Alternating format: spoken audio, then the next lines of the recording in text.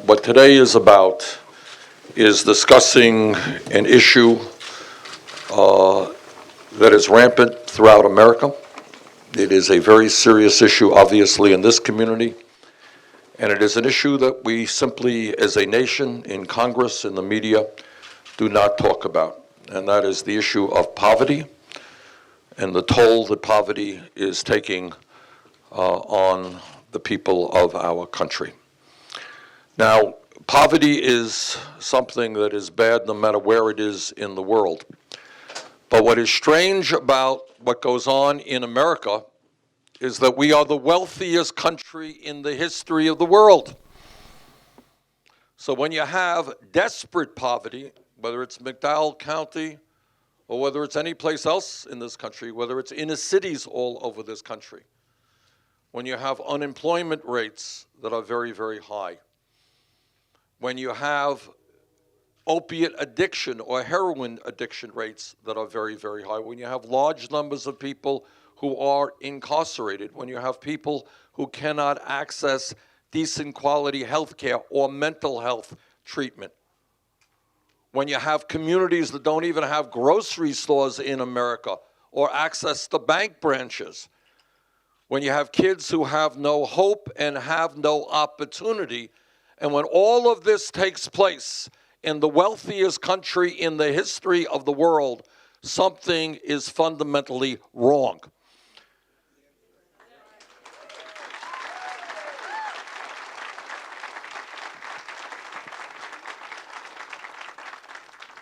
Just the United Nations report came out recently, documenting how poorly we do with regard to our children. In America, we have the highest rate of childhood poverty of almost any major country on earth. About 22% of our kids nationally live in poverty, but obviously in low-income communities, the number is much higher than that. We have families all over this country who have bright kids who have the capability of getting a higher education, but they simply don't have the funds to do that. So what we want to do today is two things, I think, basically. It's an informal hearing, informal discussion. One, we want to talk about the problems so that I and the American people can understand what's going on. And number two, equally important, we want to talk about solutions. And the solutions are going to come, yes, from Washington, yes, from state government, yes, from the local communities. But you guys who live here know the issues better than anybody else. So I very much want to hear your ideas. And we're very lucky this morning to have a great panel. And I want to begin, before we get to the panel, in thanking Linda and Joel McKinney for running this food bank and also for allowing us to use their facility. We thank them very much.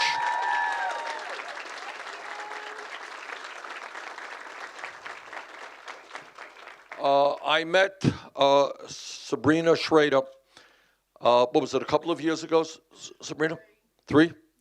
When Sabrina was kind enough to come to Washington, we held a hearing which was called, and I want to get into this issue today, it was called Poverty as a Death Sentence. You remember that? And what it was about, and I'm going to talk about this a little bit more later. You know, when people say poverty, they say, well, you know, it's too bad. If you're poor, you can't buy a big flat screen TV. You can't go out to a fancy restaurant. Too bad you're poor. But everybody here knows that's not really what poverty is about. What poverty is about is dealing with the stress of whether or not your family is going to make it every single week. And I don't know if Sabrina remembers, but I remember there was a doctor there, really very good doctor. And he talked about the physiology of poverty. People know what I mean by that? Physiology of poverty is the stress that your body deals with every day. When you worry about whether the lights stay on or whether you have enough money to put gas in the car to get to work. And if you can't put gas in the car to get to work, you lose your job. And what happens when you lose your job to the rest of your life? People on the edge every single day. Now, people who have money don't understand what that is about. But when you don't have any money, you're fighting for survival every day, and that takes a huge toll on your health.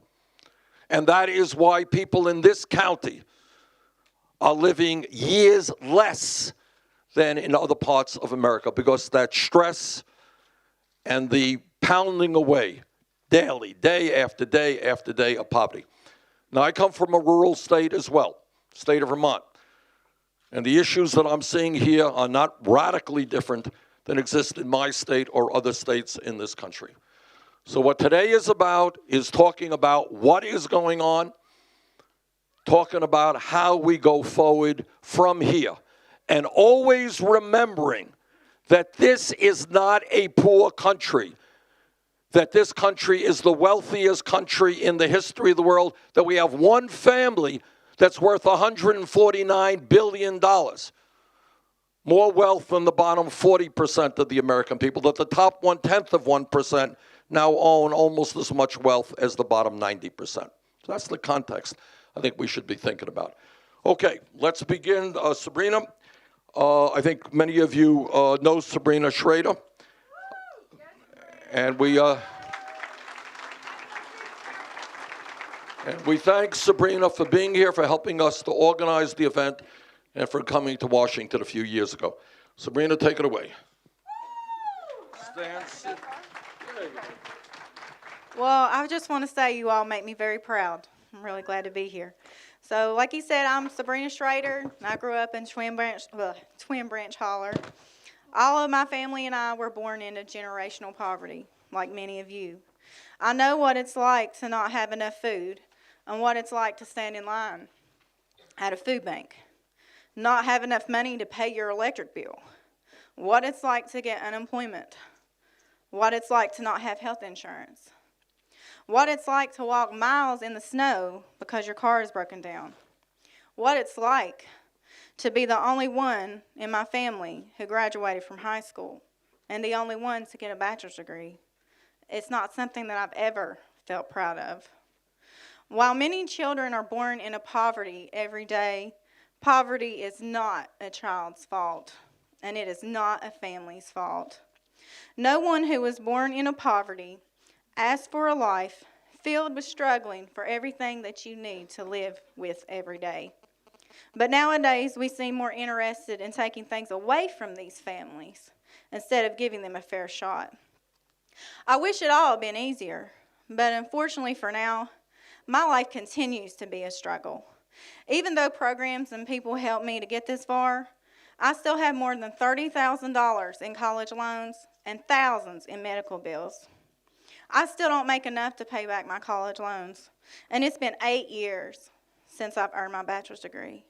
I'm still constantly working on solving years of problems that were created beyond my control. Some reasons for the continuation of poverty here are there are no colleges in McDowell County, and there is not a road to connect us with everywhere else.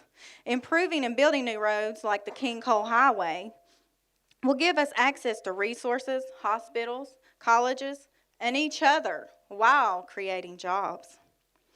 Currently, people need immediate medical attention, and they end up dying on the way to the hospital or in a helicopter.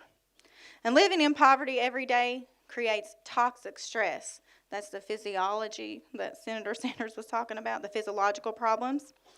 Causes more problems like mental illness, addiction, and preventable health issues.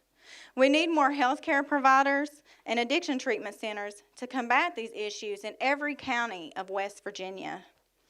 Some people say poverty is a death sentence, and I have seen many die before their time. I've had several family members, friends, and classmates all die young. Car accidents are common, cancer, and serious medical complications. I was in a horrible car accident when I was in 11th grade, and that wreck left me severely injured, and I had to learn how to walk and talk again. When I was in college, I got meningitis and was given a death sentence once again. Thankfully, I recovered, and I was able to go back to school.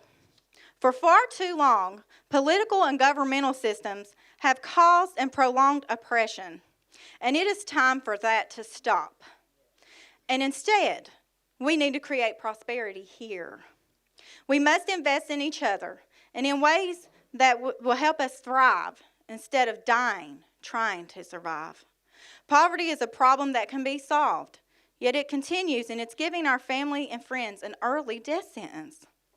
My experience of going to Washington, D.C. to share my story led me to realize that I, and all of you, can be political leaders too. Now I'm running for a House of Delegates seat. We can solve problems if we work together in a compassionate way. I'm doing everything within my power to change what's happening in southern West Virginia. I continue to do nonprofit type work, travel around the state and surrounding states, go to conferences, workshops, meetings, learning how to apply for grants and network with other people. I do everything that my husband's income and my physical energy allows. God has blessed me to make it through obstacles, many obstacles, and every day I am stronger, but I need help. We all do. I'm really pleased that this event has been organized today by Senator Bernie Sanders so that we can come together for a community conversation about rural poverty. Now I would like to welcome and introduce Bernie Sanders.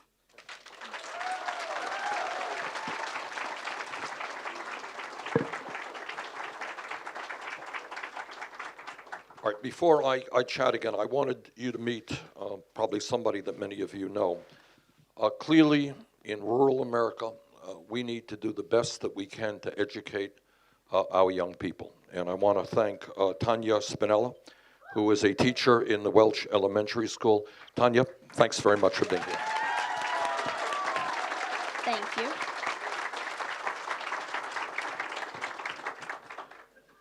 Senator Sanders, guests, and residents of our beloved county. First of all, I want to stop and say I am very hoarse, so bear with me. And thank you for the opportunity to address you here today. My name is Tanya Spinella, and I have lived and taught in McDowell County for the past 4 years, and it has been the most rewarding time of my life. I grew up not far from here in Mercer County in a little town called Elgood. My husband and I chose to come to McDowell County, the place where he grew up, after we finished our degrees at Concord University. In truth, we came back because we were both teachers and we knew we wouldn't have a really hard time finding work. I continue to work here, however, because I genuinely fell in love with the people of this great county. The students I have had the pleasure of working with here are, in my very biased opinion, the best students in the whole country, but I'm sure every teacher would say that about her students. But they have an intellect, a drive, and a thirst for knowledge, as many young burgeoning minds across the nation do. Our students, however, have something else. In many cases, they are born into crippling poverty, broken or untraditional family structures, or worse yet, born into families with severe and debilitating drug addictions. But our students have dreams that aren't encumbered by their socioeconomic status. They have dreams of becoming paleontologists and teachers and artists and engineers. Senator Sanders, our students can dream just as big as any in this nation, and thanks to your ideals, students will have the hope of pursuing their dreams through affordable higher education. I was told my first class of students at Welch Elementary School, where I still teach, were the most challenging group of kids in the school. My mentors had told me that I would never forget my first class of kids because they were the class that would either make you or break you as a teacher. So naturally, I was terrified. But I soon learned that these students weren't bad kids. They struggled because their homes lacked support and structure. Recently, McDowell County Schools began a home visiting initiative for kindergarten through 3rd. Amanda Frigiel, the Title I director at McDowell County Schools, began this project in hopes of giving our teachers an inside look at what our students go through every single day at home. But what the teachers received was so much more. In going into these homes, we realized that the kids might not be able to concentrate in class because they were worried about their sick grandmother at home that couldn't afford medical care, or they were hungry, or an absentee parent had just appeared into their lives again for the first time in years. Or perhaps they were worried about their homes, that in their only source of heat was a single kerosene heater. How can we expect our students to remember their homework or to bring a pencil to class if they've been crying up all night because they have a cavity they can't treat? How can we expect them to learn multiplication when all they can think about is the ever-present threat of eviction after a parent loses a job? How can we expect them to succeed in life when all they've ever been told is that they cannot succeed because they are from McDowell County?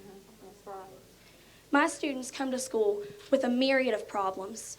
A student can't be expected to learn if we require them to ignore their life outside of school. This is why my school and many others have moved toward community school projects that include free mental health services for families. Our SMILES program is working to ensure every student in our county can see a dentist.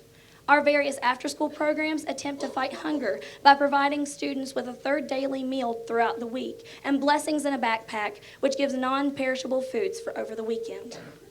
These are real problems with real families in our county. This means they require real answers. We can no longer rely on empty promises and outdated solutions.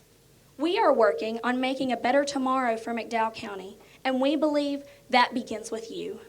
Thank you.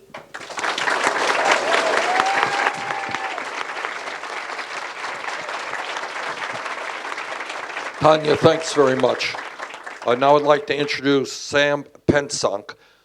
Do I pronounce that right? Okay, who is a local attorney who's been involved on workers' rights issues and anti-poverty efforts. Sam. Thank you, Senator Sanders. I'm also a native West Virginian and first came to work and visit in McDowell County back in 2004, so it's getting to be a little while, but have worked around southern West Virginia. I still have came to work over in Mullins, just over the mountain here, as through one of the great anti-poverty programs that we have in this country, the Avista program, and worked long about 10 years ago now over there. I've worked on workers' rights, anti-poverty, economic diversification, and empowerment initiatives throughout southern West Virginia now, as well as working in various policy-making capacities for West Virginians.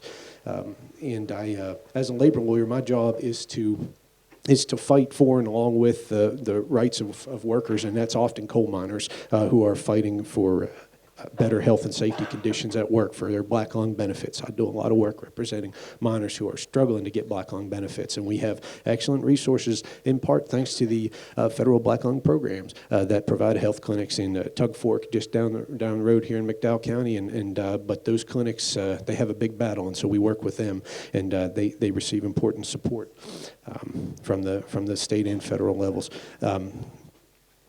So I work to fight for fair pay for workers, and also to take non-traditional approaches to increasing assets and wages and wealth for working people by forming cooperatives that are actually owned by workers. And we have a long experience of that in West Virginia, of worker-owned businesses. When the Weirton steel industry was collapsing back in the 80s, many people may recall West Virginia workers got together and created the largest worker-owned company in the nation. To take control of that steel mill and keep it open for a long time. And it was a struggle, and they were fighting global trade, but they did it. And that was what we do in West Virginia, is we get together and we win battles like that. And so that's my work.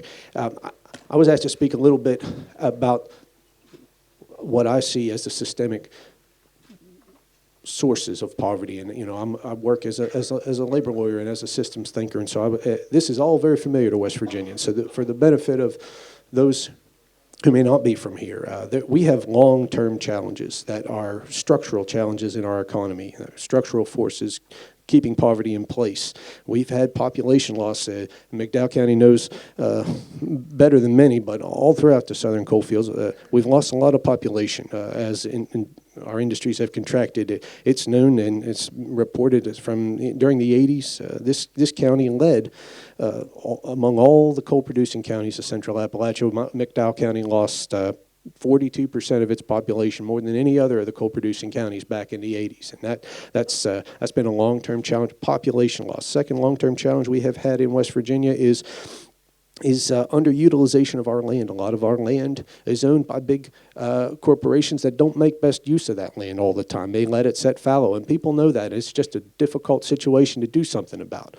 But, in the county where I work a lot, just over the hill here, Wyoming County, and it's similar here in McDowell, when you take surface and mineral rights together, the county is almost entirely owned, almost completely owned by resource extraction companies. And that makes it hard to push for innovative land use that helps working people, that helps local people.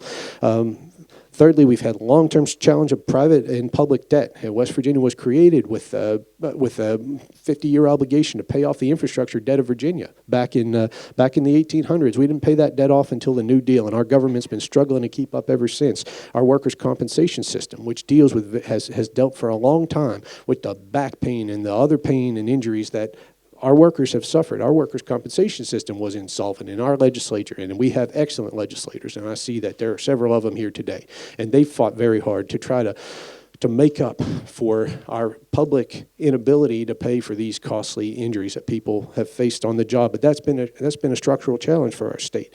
So we've struggled with population loss. We struggle with access to land. We struggle with debt at the household level too, as well as the public level.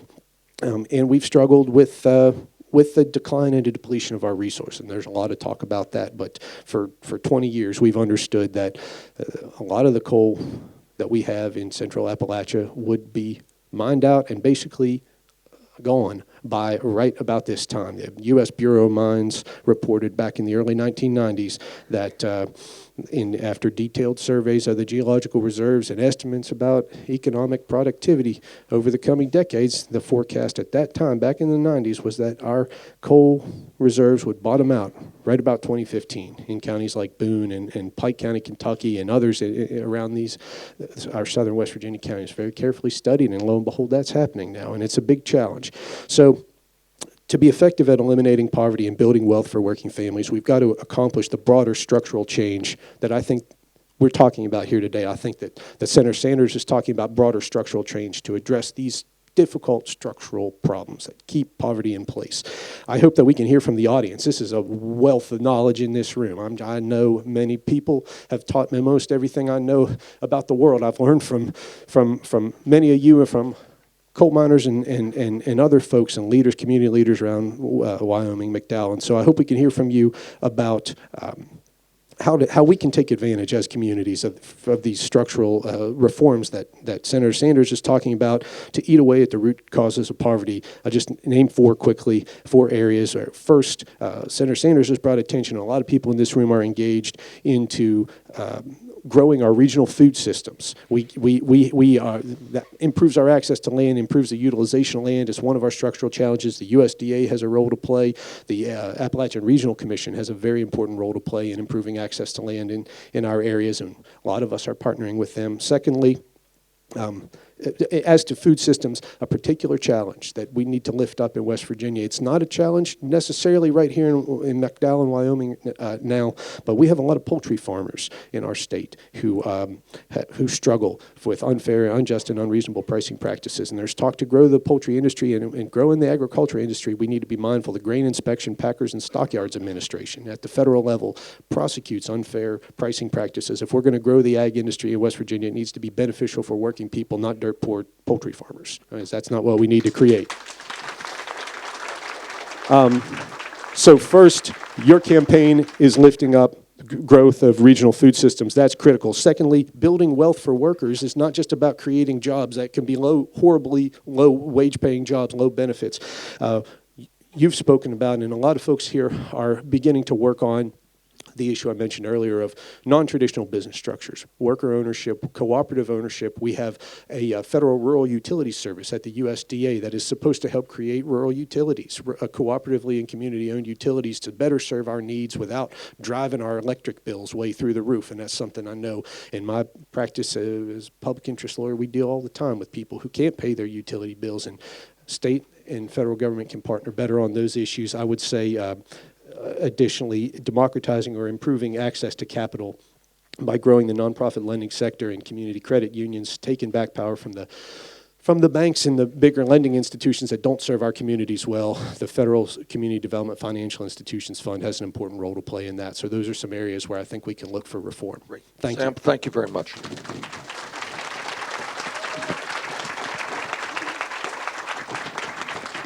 What I want to do now, I think at the end of the day, the solutions to the problems that we face are going to come from the federal government, from the state government, the local government, from the private sector, from people in this room. Let me just say a few words about what I see as the federal government's role. And I'm going to open it up to you. You'll do anything you want, make comments, ask questions, and the panel will get involved as well. Number one, real unemployment in this country is not what you read in the papers at 5%. It's really actually double that when you look at people who have given up looking for work and people working part-time. And obviously in communities like this, the unemployment rate is a lot higher than that. So what do we need to do? As a country, we need to create millions of decent paying jobs, right? A lot of ways that you could do it. Sam talked about some of them. But one obvious way that the economists think is the fastest way to do it is in your state and in my state, as it happens, we got thousands of bridges that are in need of repair. We got roads. You know, in Vermont, sometimes people go down a pothole, we don't see them again for weeks. You know, probably not only Vermont, okay? I was in Flint, Michigan a couple of months ago. You all know what goes on in Flint, Michigan. Kids are getting poisoned by the water they drink. Well, it's not just Flint, Michigan. We got hundreds of communities where the water systems are inadequate and people are worried about the water they're drinking. We need to improve our water systems, our wastewater plants. We used to have the best rail system in the entire world. Guess what? That is no longer the case. Our airports are in many cases outdated. Parts of this country, our levees and our dams. If we put $1 trillion into rebuilding our infrastructure, we can create 13 million good-paying jobs and a hell of a lot of jobs right here in West Virginia where those jobs are most needed.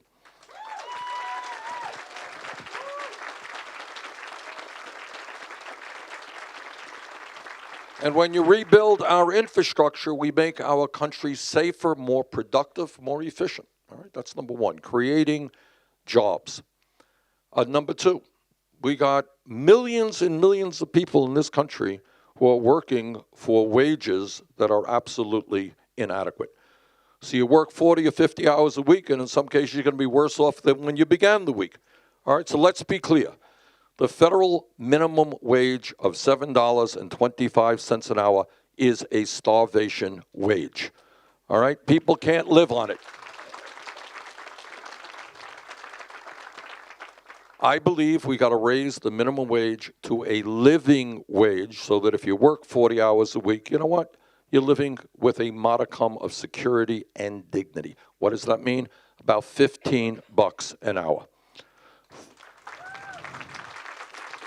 3, we got a problem in this country that has gone on for a long time based on old-fashioned sexism, in that women today make about 79 cents on the dollar compared to men. Well, I think we got to end that. We need pay equity for women. They deserve 100 cents on the dollar compared to men.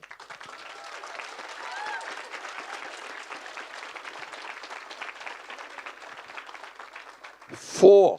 Number 4, we have had in this country for many, many years disastrous trade policies which were written by corporate America and were designed to enable large corporations to shut down in this country, not pay workers here a living wage, and then move to Mexico and China and other low-wage countries. Pay people pennies an hour. We have got in your state, here in West Virginia, my understanding is that as a result of NAFTA, the North American Free Trade Agreement with Mexico, you have lost about 30,000 jobs since the creation of NAFTA, good-paying manufacturing jobs. We have got to end those disastrous trade policies and tell corporate America that if they want us to buy their products, they damn well better manufacture those products in West Virginia and in Vermont and in America.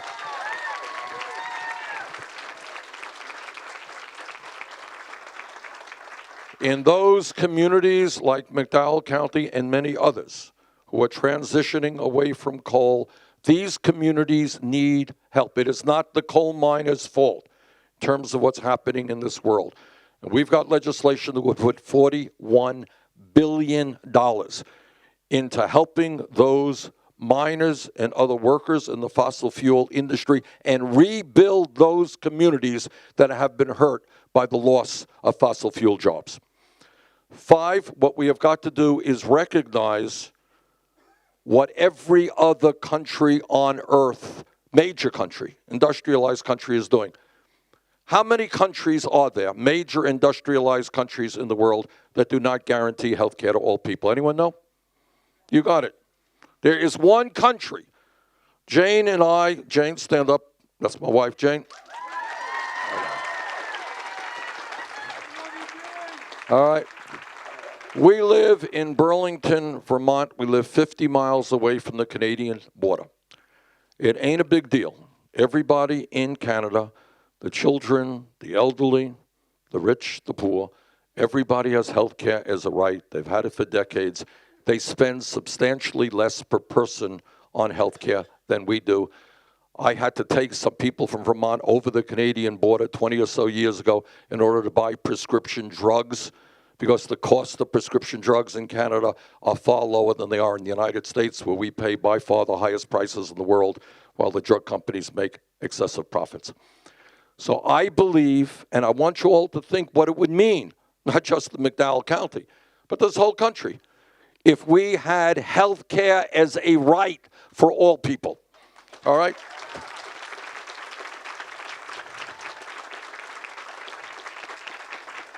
One out of 5 Americans can't even afford the prescription drugs their doctors prescribe. That's pretty crazy. So we have to lower the cost of prescription drugs. Now, education. I grew up in a family, did not have any money. My mother, my dad never went to college. And there are millions of families, and Sabrina was talking about this, where the kids don't have parents who ever went to college, and they can't even dream. The idea of thinking about going to college is almost beyond their comprehension, right? It's like going to the moon. It ain't going to happen.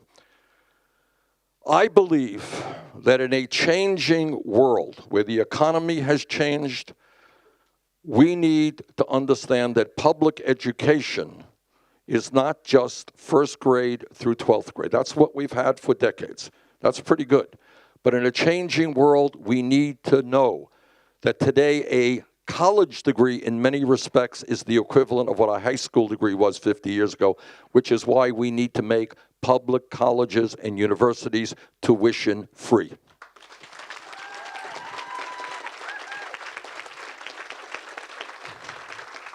And I don't want anybody to think that this is a radical idea. It's not some big radical idea. It exists in Germany, exists in Scandinavia, and other countries around the world. It makes sense for the future of our country that we invest in our young people. Sabrina mentioned, what, you're $30,000 in debt from student debt? All right, here is a young woman who is $30,000 in debt. There are millions, literally millions, 3-4 million people who are in debt. Talk to people who are $100,000 in debt. Doctor in Burlington, Vermont, $300,000 in debt. What was her crime that she committed? Did you go to Las Vegas and lose money?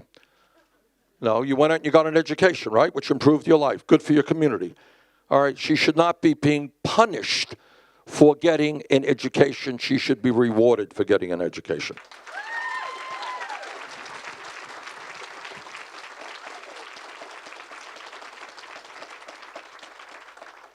So there is a lot that the federal government can do. I'll give you one other example.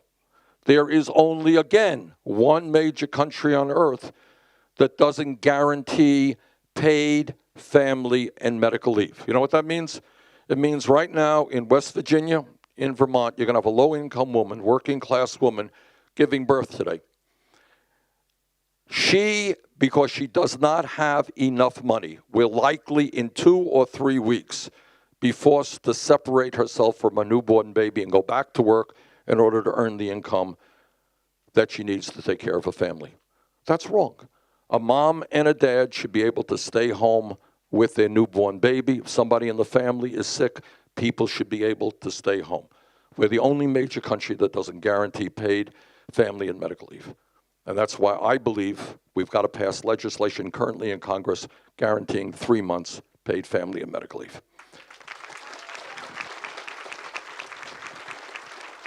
Now, I'm often criticized by people who say, well, Bernie, all these ideas are great ideas, but they're expensive. That's true. If we want to provide free tuition at public colleges and universities and lower student debt, cost us about $70 billion a year. That's a lot of money. So how are we going to pay for that?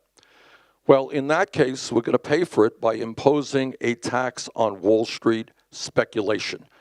Wall Street's greed and illegal behavior hurt this country enormously. Millions of people lost their jobs, they lost their homes, they lost their life savings. We bailed them out. Now it is time for Wall Street to help the middle class of this country.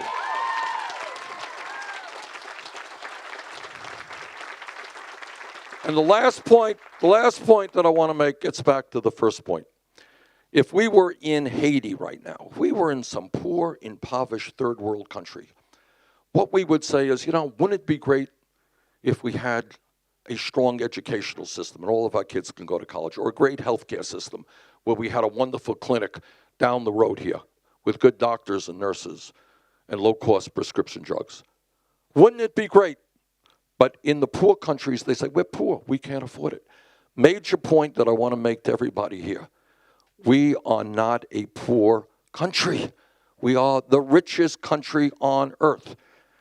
And the problem is the policies that take place in Washington every single day are policies designed to help wealthy campaign contributors. All right, people who go to dinners for $350,000 a couple. Anybody here been to dinner lately? For $350,000 a couple making a campaign contribution? All right, anybody here put $1 million into a super PAC lately? All right, that's another world. But that's the world of Wall Street and big money interests who make huge campaign contributions and then hold the people they give those contributions to accountable to work for them. So now you have the insane proposition right now in Washington today, where you got many folks, mostly Republicans, who want to give hundreds of billions of dollars in tax breaks to billionaires, the wealthiest people in this country. And at the same time, they want to cut Social Security, Medicare, Medicaid, and federal aid to education. All right?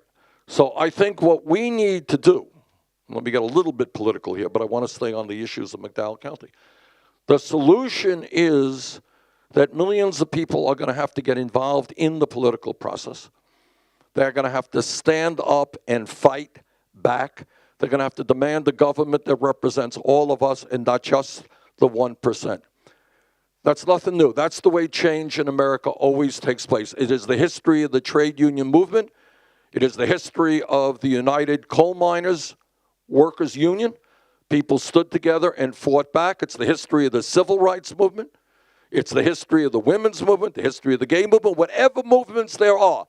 The only way change takes place, people come together, stand up, and fight back and say that the status quo is not acceptable. And I think that's the moment we're in right now. So,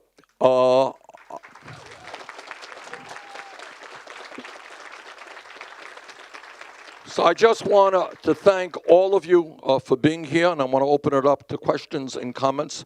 And if you got really, really hard questions, direct them to the people behind me. But I'll try to do what I want. Okay, please just be loud, stand up, be loud.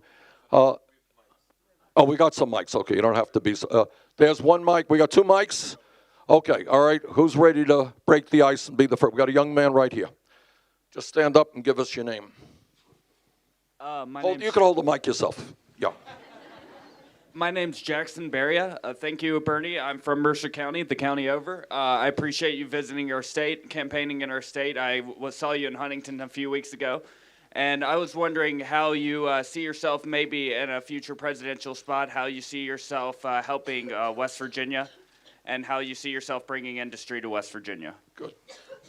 All right, I think the first thing we need to do is we are going to target federal resources and federal contracts to those communities that need it the most. And my strong guess is that McDowell County is one of those counties that need it the most. All right? So when we talk about national priorities, it is not to make the rich richer. It is to eliminate poverty and provide decent paying jobs for those people who need it. Now, I can't sit there alone and say this is what McDowell County needs. You know those issues. That's what I want to talk today. And Sam raised a few ideas in terms of agriculture, et cetera, about where we can go. But that is the first promise. Changing our national priorities. For example, in my view, we should not be spending trillions of dollars on a war like the war in Iraq that we never should have gotten into.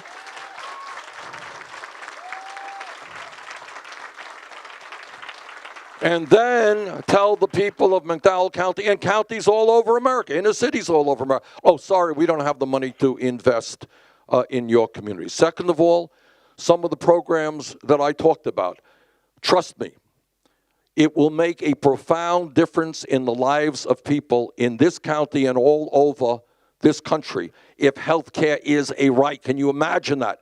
You don't have to worry about whether you can afford to go to the doctor. One of the things that I did as part of the Affordable Care Act, we got $11 billion into community health centers. Community health centers are now serving many, many millions of people. You walk in the door, it's based on a sliding scale basis. If you don't have any money, you get free health care, you get low-cost prescription drugs. We need to greatly expand primary health care, especially in rural areas. People should be able to get to a doctor when they need to get to a doctor. That will happen. If we pass a national health care program like a Medicare for all, it will have a profound impact. What do you think? And Linda might want to comment on this. If your kids know that if they study hard and they do well in school, that they will be able to go to college, because we're going to have free tuition at public colleges and universities. Will that play a role in their lives, do you think? Absolutely. Thank you. I believe that it will allow them to dream bigger than they have ever dreamed. The kids in this county, Ms. Schrader kind of touched on that and everything, that, the kids in this county think that that's a far-off dream. And I've seen it. These kids, when they grow up, some of them say that they want to work at Walmart just like mom.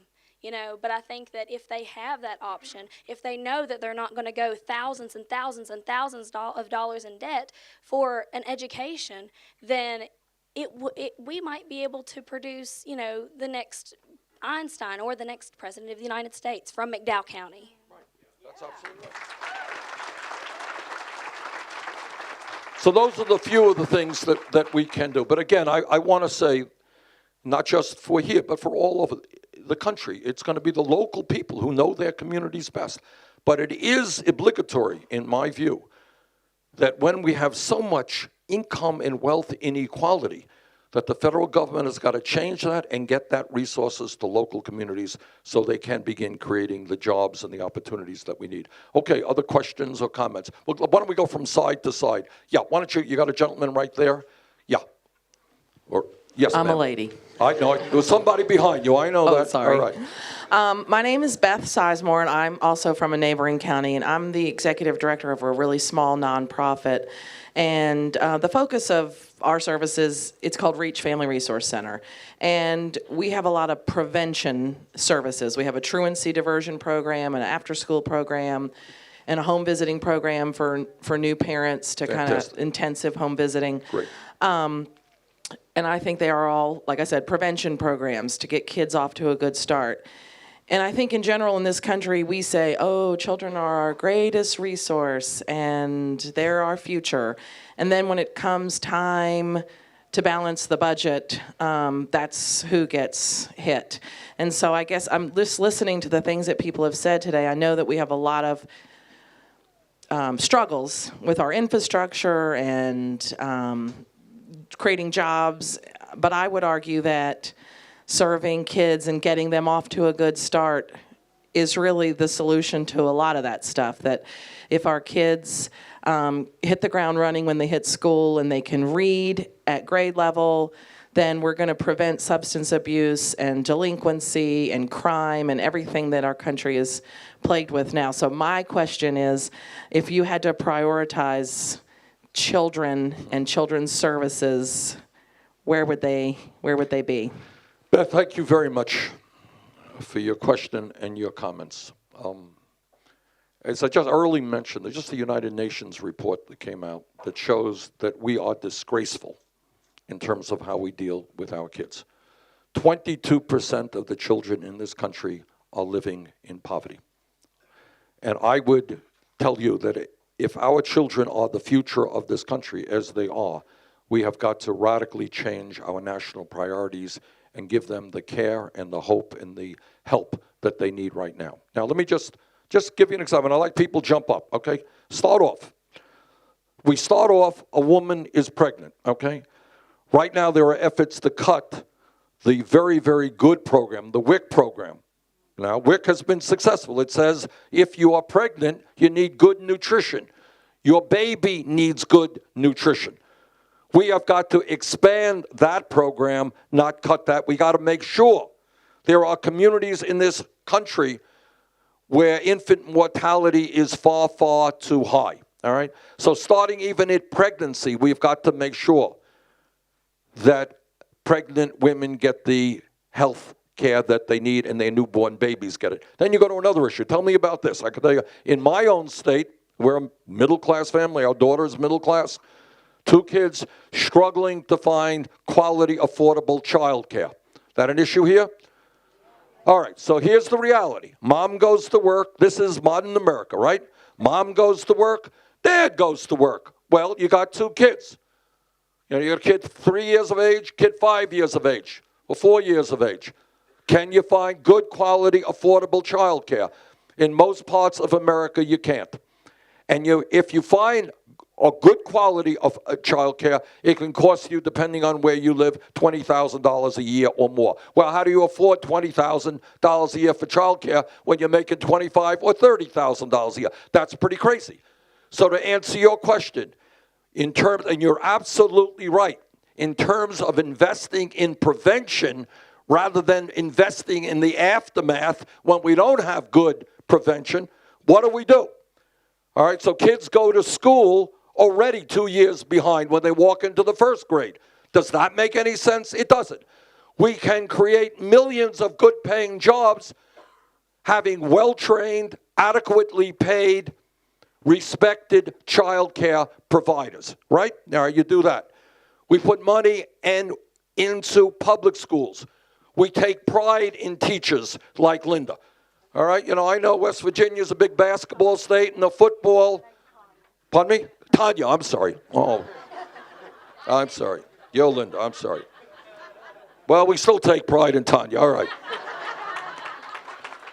But these are the heroines and the heroes of America. All right, I suspect, I could be wrong, you're probably not making a whole lot of money on that job, right? No, not very much. Okay, all right. But we need to tell our young people that teaching is a noble and important profession. And we provide the kinds of funding at the federal, state, and local level. That's investing in the future. I talked about making public colleges and universities tuition-free. Here is another example. I don't want somebody, and I know this is a problem, and I'd like people to talk to this problem. Nationally, we have more people in jail than any other country on earth. You all know that? The richest country in the history of the world, but somehow or another, we have more people in jail, 2.2 million people a year. You know what we spend locking up fellow Americans? $80 billion a year at the local, state, and federal level, locking up 2.2 million Americans. That gets exactly to Beth's point. So you got a kid who goes to the 1st grade 2 years behind. As Tanya was saying, these are kids who may come from homes where it's cold in the wintertime. They may not have enough food. They're going to struggle with education. And then what happens when they're in the 10th grade? They're going to drop out of school, right? Well, you know what? You drop out of school, your future is not all that great. So maybe you start dealing drugs. Then you get yourself in trouble. In my view, We are spending $80 billion a year locking people up. Maybe we take a good chunk of that and invest it in prevention, in jobs and education for those kids.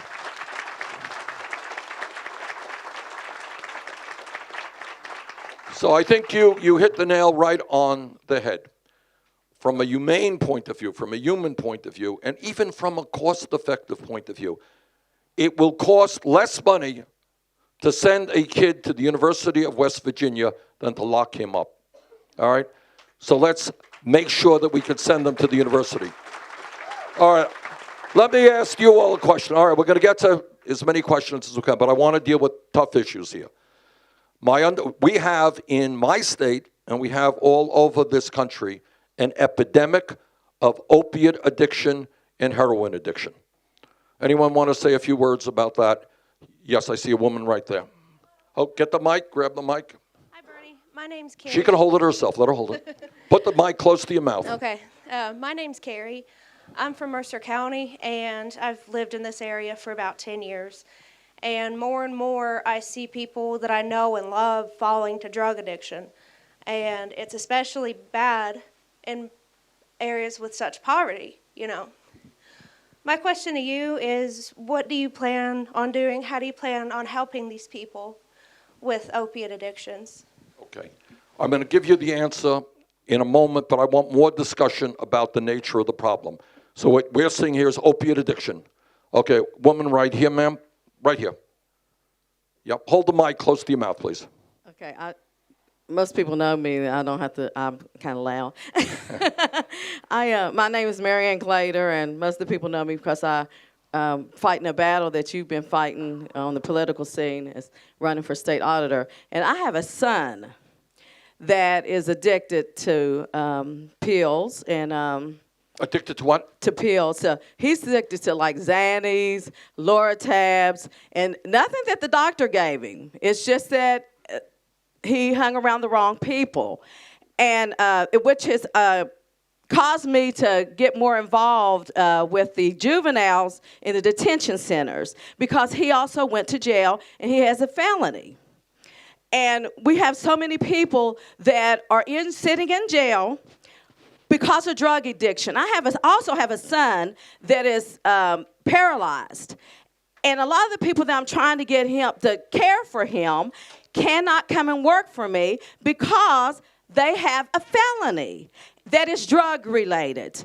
They are so, I don't understand it. They've got to stop looking at saying that somebody has a felony and looking at and putting a drug conviction on them, because everybody that goes into that system, they'll say you had an intent to sell, and everybody does not have an intent to sell. But that's the plea agreement that they'll give them. And I just want us to look at these children that are locked up, look at these adults that have been locked up, and try to turn their lives around, because when they get out of jail, they have no future. Okay, thank you. Okay. I want to stay for a moment. We'll get elsewhere, but I want to stay on the opiate or the drug addiction crisis, and I'm going to answer the questions. People have raised questions. I'll answer, but I want to hear from the community about drugs right now. There's a woman right behind you. Yeah. Yes, ma'am. Hold that mic close to your mouth. I will. Hello, my name is Dreama Paget. I am a CEO of a community action agency. And also the reentry and criminal justice system has hit home with me. Please stand up, Daryl. This is my husband, Daryl Paget. He did 20 years in federal prison for a nonviolent crime. It's a drug offense. He has a master's degree now. Can he get a job? No. What can you do to help people like us? Okay, thank you.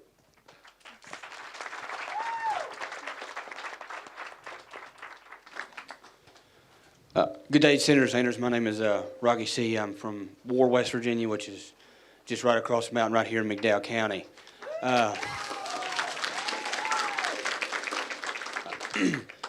Unlike a lot of folks here, I had the benefit of an education. I was able to go to college and ultimately law school, and I defend people, the indigent criminal accused of drug crimes all the time. And let me just say that every crime that we face in this community, from domestic violence to larceny of any kind to pretty much everything that we deal with is in some variety shaped by the drug problem here. How severe is the drug problem in your judgment? The drug problem here, in my judgment, is very severe. I would say that 90% of my clients are in some way addicted to drugs. Beyond that, it has touched my personal life as my mother died of a prescription drug overdose frankly, of medication that she was lawfully prescribed. So I see it as a professional, and I have seen it in my childhood. And so I suppose my question to you, Senator, is this, is that poverty is certainly an issue here, but it seems to me as a person who lives and works here that the drug crisis fuels the poverty here because people have an addiction. And let's be serious about something for just a moment. Addiction is a disease. It is not a crime. But because people are afflicted with the disease of addiction, it prevents them from being able to find good work. It prevents them from being able to provide for the families. And it seems to be a continuing cycle of blood. Right. So that when one person's parent is affected by that, it makes it more likely that they themselves will become addicts, that they would themselves become felons, and thereby unable to contribute to their community in a positive way. And it seems to me that I'm only 30 years old, but during my entire lifetime, it seems that the people that I went to school with became their parents, and now their children are falling into those same cycles. And it's not necessarily by any fault of their own. It is because they are sort of swallowed by a system, an awful system that's so much bigger than they are. And so I suppose my question is simply this, is what can Bernie Sanders as president do for those poor folks? Okay. Thank you very much for your statement. All right, I want to stay on it, and I'll try my best in a moment after we hear more to answer all of the questions. I think we have, what do we got, a woman right there?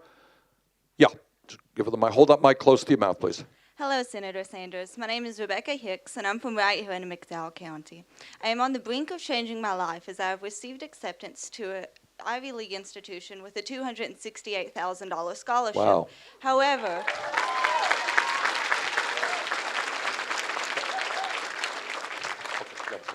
However, there are several hindrances we have not acknowledged yet. There is more to receiving a higher education than merely covering the cost for it, and you have proposed that we improve our Medicare system.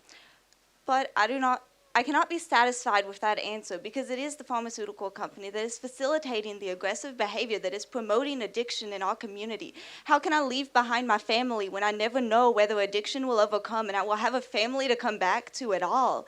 So I guess I ask, how do you propose we break the cycle here aside from healthcare, because it is the healthcare system that is promoting the addiction behavior? Okay. All right. All right, that's Rebecca. Rebecca, is that your name? Okay. All right, Rebecca raises an interesting issue. I mean, all of these questions and comments are right on. I mean, you're raising, I think, the right issues. And I think what we can all conclude is everything is related to everything else. So I'll throw out this question. If opiates and all of these prescription drugs are out there, why are there so many of these drugs in the community in the first place? All right, I understand if I injure my back, I want some medicine, that's fine to take care of my needs. But how come, is that a problem that just a lot of these pills are floating all over this community? Okay, who wants to speak to that issue? Ma'am, let's get this woman a mic right here.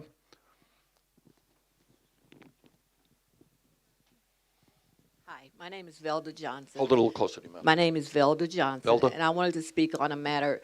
I was injured in a car accident back in 2004. I went to a doctor for 13 years. For 13 years, he prescribed me prescription pain medication. If I had an addictive personality, I would be addicted today. He never tested my blood to see the levels. I mean, I would just go in, he'd say, how you doing? He'd write me a prescription, I would leave. Doctors are part of the problem. Yep. Okay. They're prescribing the pills, and then people are selling them on the street. I have a son that's... All right, so doctors are prescribing it, and then people are selling those drugs out on the street. Yes, they're not taking them, they're selling them. Right. Okay. What do you do? How would you Good. hold the doctors accountable for prescribing those? Well, we know we have a family circumstance. I won't go into details, but a family member of ours, same exact circumstance. She was in pain. She got addicted to the medicine her doctor over-prescribed to her, and her life was radically changed for the worse. All right, that's another issue. All right, we've got a lot of these drugs. Doctors are over-prescribing, and the pharmaceutical industry, the people who create these drugs, seem not to understand the consequence of what they are producing. All right. Let's stay on the drugs for a minute, and we'll get off to other areas. Somebody maybe tell me, and I've heard, I'm sorry, the attorney here, and I apologize. What's your name again? Rocky. All right, made the point that in most of the cases that he handles as a defense attorney, if I understand it, various types of crime, people have to steal in order to feed their habit. Is that essentially what we're talking about? Okay, so where you have, just give you, I was in Philadelphia, I was in Baltimore, Maryland in just a couple of weeks ago. I am told that in Baltimore, Maryland, which has a very high crime rate, which has a horrendous murder rate, that almost 10% of the population of that city is addicted to heroin. So in other words, what you're talking about, everything is related to everybody else. You're not going to get a handle on the crime problem unless you get a handle on the drug problem. All right? You're not going to get a handle on the drug problem, I think, unless we deal with some economic issues and we deal with the despair and the hopelessness that a lot of people are feeling. You know? So parents and teachers got a shot at it. If we can say to kids, look, you got an educational opportunity, there are great jobs out there, there's a great life out there for you if you do A, B, and C and stay in school, but when you don't have that hope and that opportunity, then I think drugs and an immediate fix at a high becomes a more appealing alternative. All right, let's stay on drugs for a few more minutes and then we'll get to other subjects. Yes, ma'am, right here, stand up. You've got a mic coming to you. Just turn around and face the folks. I hate talking on the mic. Anyways, I was embarrassed to talk at first because I am Sabrina Schrader's sister. So it's really embarrassing because I'm not involved in things she is. I actually was pretty smart as a teenager. We both went to different high schools. We both was involved in Upward Bound program and a bunch of other programs. I made good grades. I was involved in sports. Well, I got on drugs not by a doctor. It was by kids that we were hanging around, and they wasn't getting it by doctors either. There's a lot of people, you know, that are drug dealers that brings it out of state. They go pick it up and bring it out, you know, and you just try it. You don't know what it's going to do to you. There was drugs that I tried, and it scared me. Then there was drugs that I liked, and I kept doing it. I never knew nothing about addiction. I didn't know that you could get addicted. I ended up getting married to a drug dealer. It ruined my life. Sorry. I had 2 children. We got in some trouble. He caught charges, and I took the rap for it.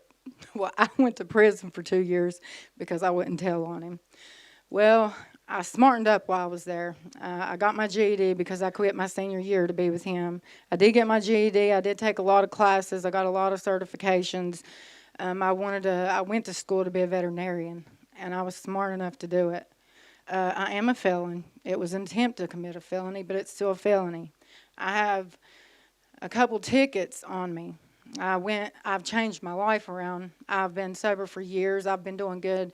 And I could be like other people who's on drugs and say, you know what, screw it. I can't get my kids back. I can't get a job. I can't get my license back to get a car. Why don't I just keep doing drugs? And, you know, there was times when I was sitting in jail that I thought that I would just come out and give up. But I didn't. I had a couple people in my life, my boyfriend and my sister. She talked to me the whole time that I was in jail when we never even had a relationship. I went and spoke with the cop about dropping the ticket. I even brought her with me.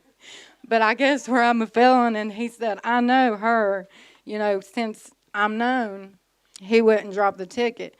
We went back and asked him. He said he would call. Nobody's ever called. I can't get a job and I don't have the money to pay the tickets to even start out in life, to try to go to college to be a nurse, to see if a judge will sponge my record. So what is it about, how do you get second chances to trying to turn your life around? And it is hard not to turn back to everybody putting things in your face. I say to myself, I have no friends whatsoever, because I'm scared I'm going to fall back into that world. If I had a job, or if I had things that I could do, places you could go, it would be a lot easier. Thank you.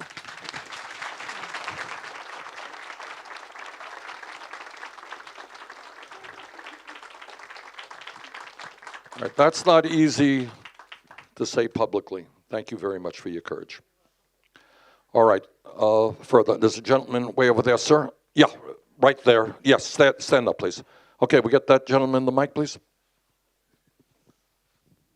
Good afternoon, Senator. My name is Anthony Woodyard. I am a graduate of Concord University, a state school here in West Virginia. I'm a resident of Virginia, and I'm honored to be here today. I am an adjunct professor of pharmacy technician studies and worked for more than half a decade as a pharmacy technician while working on my undergraduate degree. And I guess one of my first questions is, where do prescription drugs come from? They come from a licensed prescriber who is licensed by that state board of medicine or nursing, if it's a nurse practitioner.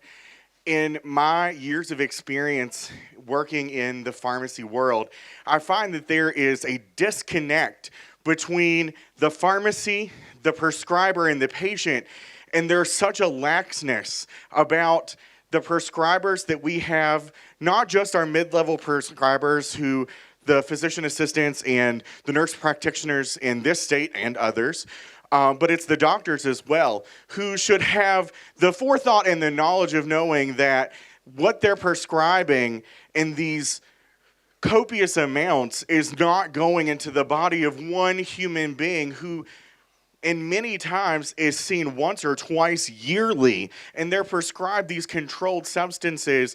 And an angry patient comes into the pharmacy and says, "Where's my prescription?" And I have no idea. The doctor didn't call it in. My mind reader's not working today. I don't know where it is. Well, call the doctor. It's your job. So I, in due diligence, do my job. I call that doctor. I check on that prescription. Well, we'll just send it in because it's easier. And these are words that I hear so many times over the last half decade. It's easier. I don't want easy from our practitioners. We need more stringent policies and laws on our state boards of medicine and pharmacy to ensure that our practitioners are being more conscientious and more cautious in their prescribing to keep these drugs, these prescription drugs that are used as currency, off the streets. That's where we need to start, Senator. Okay, I agree. Okay, other questions, comments? Yes, ma'am. Well, my name is Erica, and I work at the local library, and I see the drug problems, but it's kind of a catch-22. You can't make enough money to make it, and then you think, what can I do to make extra money? Well, the only thing around here is to sell drugs. And then if you can't do that, then why not just give up and start doing them? If you can't make a living and you struggle every day, and like you said before, the stress is, it's unbearable.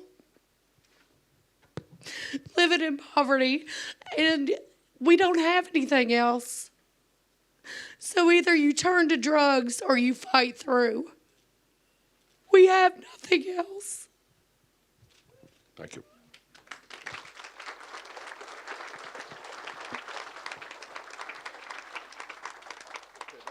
Let's go to this side. You got a gentleman, yeah, right there standing near the boxes.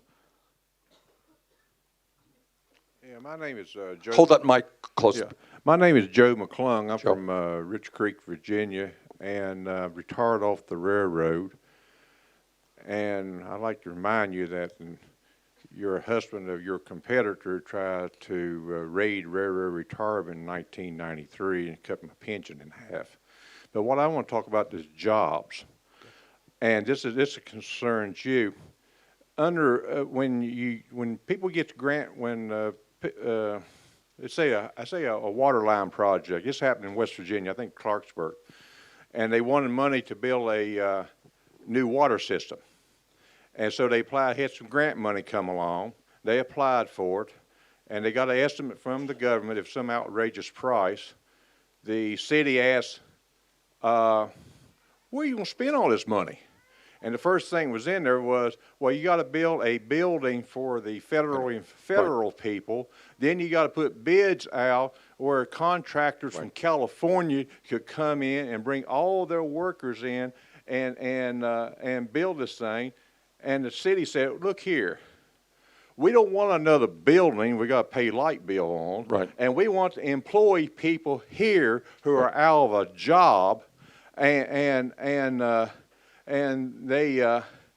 they said, and then anyway, that city, they told the government, the Fed, people you work for, to take your money and stick it. Yep. And they hired a private contractor to build the water system in, pay for it a lot cheaper, and they did it. And they hired people. And the reason why they wanted to hire local people was because, you know, the water lines would have to be worked on years down the road, so they want to have people who is knowledgeable where the water lines are and everything else, but they can't do it because federal regulation says you got to put out bids for somebody in California to come in and build a thing and not hire a soul unless it's a flagman or something. And I think some of the problems why you have unemployment here and people can't find a job is because some of the federal law restricts it.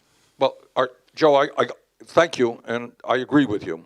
I'll give you an example in my own state, in a very rural, low-income part of my state, exactly the same thing. They wanted to build, I think it was a bridge or some sidewalks. And by the time this little town went through all the bureaucracy, they said to the feds, thank you very much, keep the money, we'll invest locally, because it was so complicated and so much more. You know, it was like building the George Washington Bridge, you know, for a small project. So I think, but what I also want to say, and we should not kid ourselves, is we are not investing anywhere near what we should in our infrastructure. All right? We got all over this country, whether it is water systems or wastewater plants or roads or bridges, they are crumbling. And we need to invest appropriately. But your point is we need to make sure that that investment is cost effective, that we're not spending 3 times more than we should, and that we're putting people to work who need those jobs the most. Local people, yes, right. Right, well, yeah, all right, all right, I want to stay on drugs just for a minute more, then we'll go to anything else people want to go to. I see a woman way in the back there. Ma'am? Yes. Good afternoon, Senator Sanders. My name is Jo Davis. I'm a midwife, and I serve all of southern West Virginia. I work in the homes with families, and I have some numbers that you may or may not be familiar with. You mentioned in the beginning that the United States, America, is the wealthiest nation in the world. We are 40th worldwide for maternal mortality and 39th worldwide for infant mortality. We have a 33% C-section rate in this country, which means 1 in 3 women who go into the hospital to have a baby will have their baby surgically. The World Health Organization says a good number is 15%. I believe that all of this is due 100% to our for-profit healthcare system. And that feeds back into the drug system where we have families who do go to the doctor, they want to go to the doctor, they have insurance, they go to the doctor, they pay their $30, they see their doctor for 5 minutes, and they walk out of there with a prescription. And that is why we have a drug problem, and that is why we have a health crisis in this country with diabetes, heart disease, cancer, because all we want to do all day long is throw pills at it. I know that every single person in this room wants to be healthy, and we need a system by which people can learn to be healthy and not take pills. Thank you. All right. That leads me to another issue, and that is an issue that, you know, I've worked on very, very hard, is, all right, I live in McDowell County, I get sick, do I have access to decent health care? Who wants to talk about that for a moment? Yes, sir. Can we get a mic up here for this gentleman? Okay, here it's coming.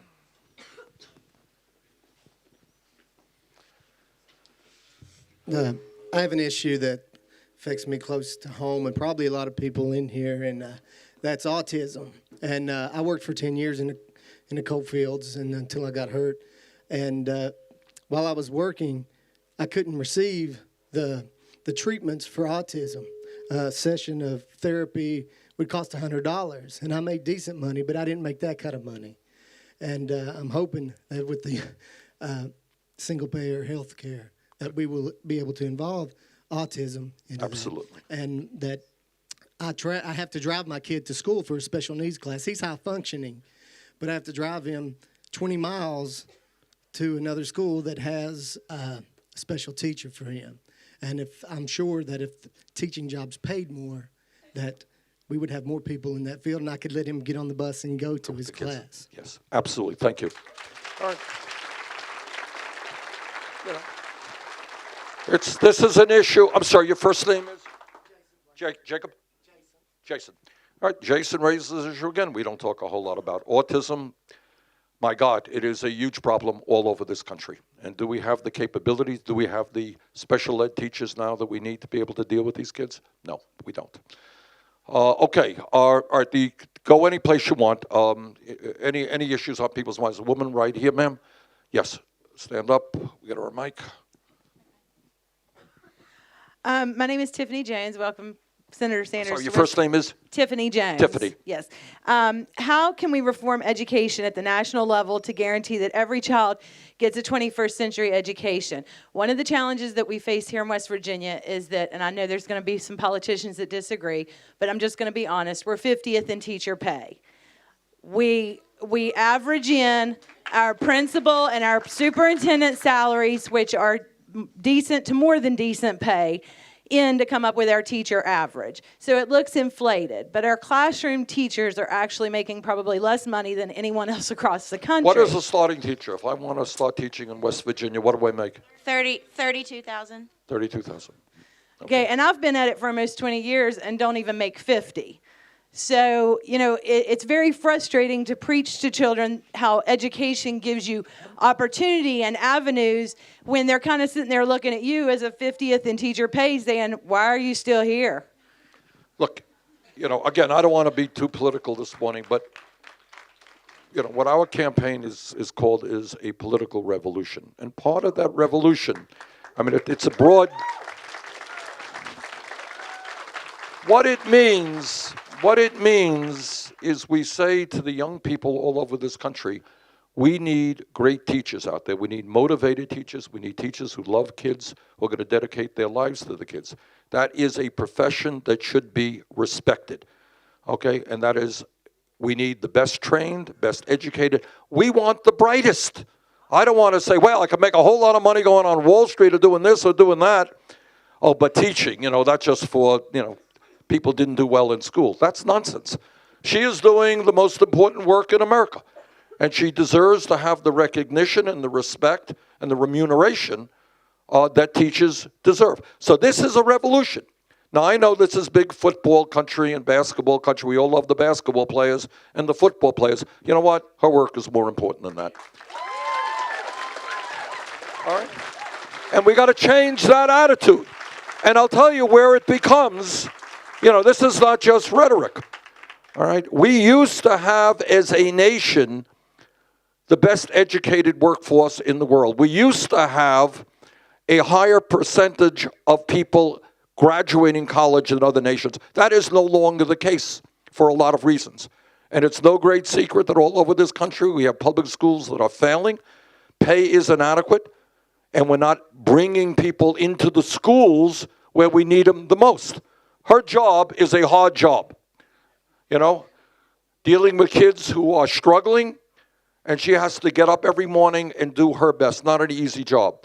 So what the revolution, in a sense, means, changing our national consciousness and saying, you know what, educating our kids is not only the right thing to do. If we are going to succeed economically in a changing economy, where technology is changing every day, these kids need a great education. They don't get a great education unless we have great teachers. And if we don't do that, we continue to give tax breaks to billionaires and send jobs to China and to Mexico, I worry very much about the future of this economy for our kids. Okay, yeah. I just wanted to add to that because I don't think a lot of people know this. The teachers, or anybody who works in McDowell County gets paid less. Does any teacher, raise your hand if you're a teacher. Are any of y'all making $32,000 or more? No. Okay, I know because I've been a social worker and I've worked for all kinds of organizations. And, you know, I've just recently gotten hired to be a substitute teacher. I'm not going to, I mean, I might, if I worked every day, I might make $20,000. So it's not feasible. I mean, even with the, how many social workers do we have in here? Okay. Any of y'all making $32,000 or more? Okay, I didn't think so. So I just wanted to point that out. And in McDowell County, people make a lot less than the starting positions in Mercer County, and it's the same positions, and they're requiring us to get like master's degrees for a $20,000 job and have 5 years of experience. I mean, like with the way these hiring practices are set up, I mean, you can't even apply for a job because if you don't fit the qualifications, you're not eligible. So that's another issue. All right, let me just reiterate, you know, in a sense, it's a broad answer to almost every issue that has come up. And that is the need to change our national priorities. The need to say it is more important for the kids in my city, in Burlington, Vermont, or here in McDowell County to get a good education than it is to give tax breaks to billionaires. That's all. Now, the billionaires may not be happy. The billionaires may not be happy with that answer. But the truth is we do not survive economically as a country if they get it all, and they are getting it all. 58% of all new income in America today, 58% is going to the top 1%. Okay, and then you got teachers here making $25,000 a year, right? Okay, if that. Okay, let's take some more. All right, okay, whoops. All right, you know, this is exactly the kind of meetings that I love, but my wife tells me that we got a lot of other places to go to today, and I can't be late. I was late getting here, and I'll be late going there. All right, let me just say this. I apologize. I really wish. Well, I love you too.